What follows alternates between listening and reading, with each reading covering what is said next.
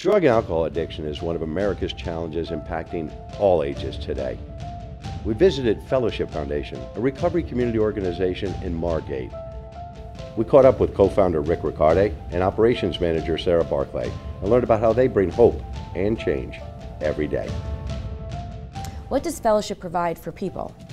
Fellowship Living Facilities is here, meaning this is in Margate. We have a place in Fort Lauderdale also that has 30 women in it. And here there's 185 men in 57 apartments. And we're all together as a community in recovery from drugs and alcohol. And it's a support services operation where we help each other get through everything from day-to-day issues to finding jobs and getting back on track in our life.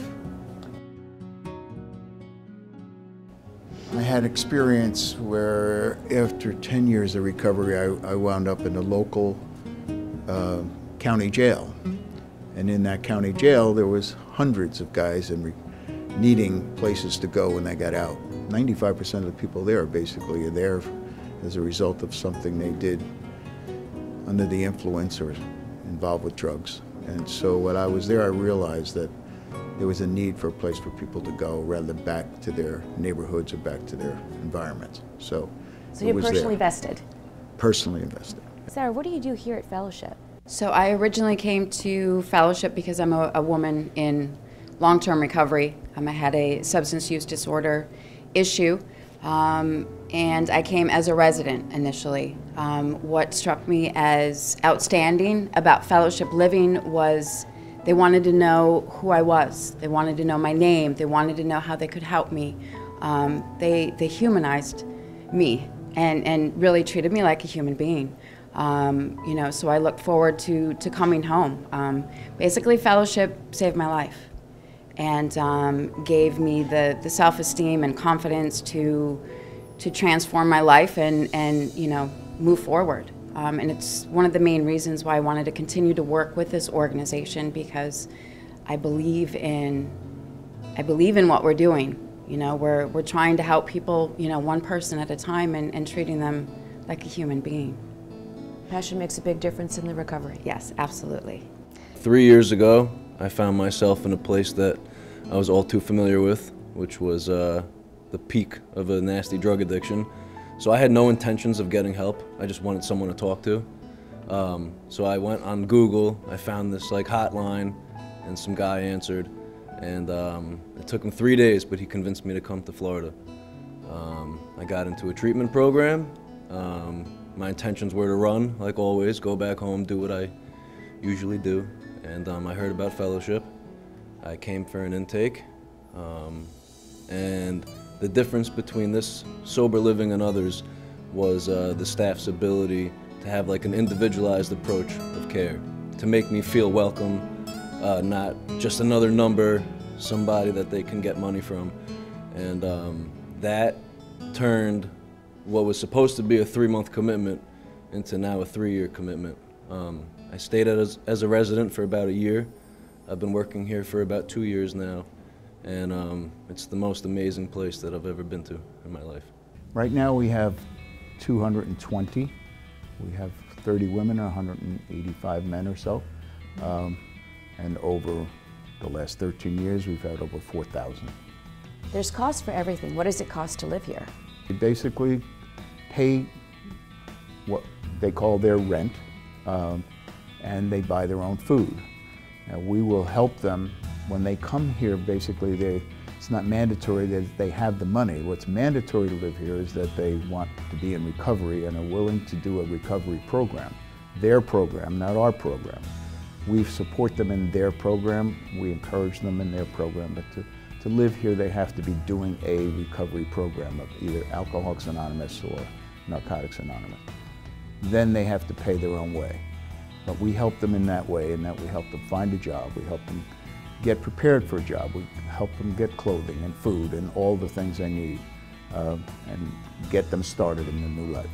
But it's little things like building credit, as silly as that sounds. Having the ability to make my bed without looking at it as a chore.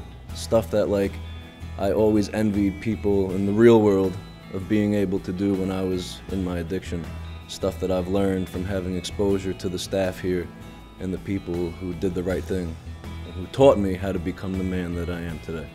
Well, stigma is like one of the hardest things we have to overcome in recovery, both individually in that I am an alcoholic and I am a drug addict, and we're really working at changing that sense of who we are, and people recognizing that we have a disease, we have an issue that needs to be addressed.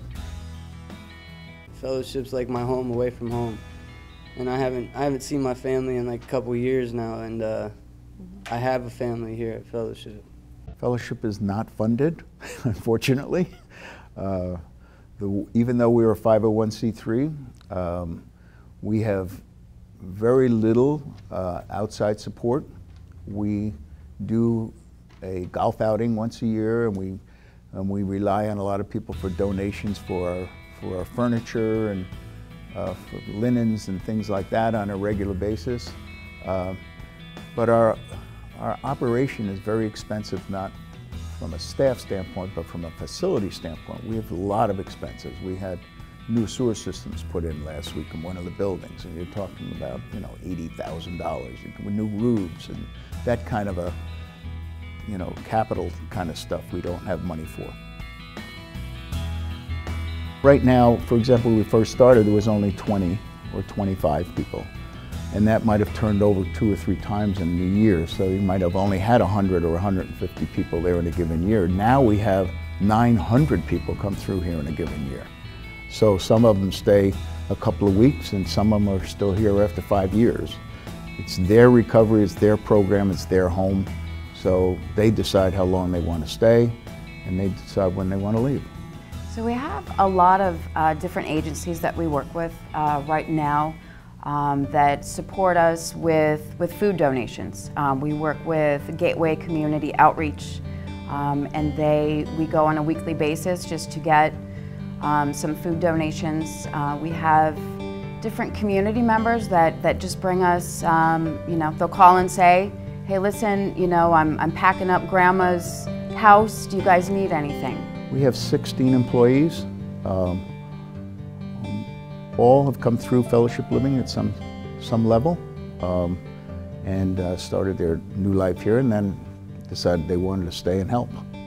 I partake in a lot of peer support networking. A lot of the residents here, sometimes it's just bending an ear to people, just being an open ear for people to listen to what they have going on throughout their day. Just asking somebody how they're doing, that can change somebody's whole life, believe it or not. Fellowship started by teaching me basic life skills, but Fellowship has pushed me and the employees here to pursue any dream that I can come up with. And they've encouraged it and helped me get connected to any resource that I need to make that possible. In running a nonprofit like Fellowship, how do you find the funds to run it every day? Generally speaking, the way it operates is people pay their rent, and even though they can come in without any money particularly, they owe us the money to pay, and we work out arrangements where they pay back. But we lose about, last year we lost about $180,000 of people not being able to pay their rent and leaving unable to pay their rent, either on purpose or whatever. So it's a very expensive way to run a non-for-profit. Wayne, how did you become involved with Fellowship? Actually, I got to the point where I didn't want to live anymore. I'm a 9/11 survivor, and I lost my spouse, and I started drinking very heavily, and basically isolated myself and never left my house and just drank. My father convinced me to go into rehab, which I did, and the rehab facility referred me to Fellowship. I came to Fellowship thinking I was going to stay here a week or two. I found that the community here was so warm and so supportive that I didn't want to leave. I mean, I needed to get back to having contacts with society again, and that's what Fellowship gave me. I decided that I wanted to help give that back. So I applied for a manager's position, and they accepted me, and I've been a manager here for now a little over a year, and I love it. If there were a way for others to want to support the great work that's going on here, how would one do that? Perfect. They would pay for the first 2 or 3 weeks for these people to get up and running in their life again. They have had nothing for so many years. Those 2 or 3 weeks, they're building up debt, and they don't need that. And so if somebody could actually support a person for 2 or 3 weeks, $500 or whatever it might take, that would really take a lot of relief off of us and off of that person.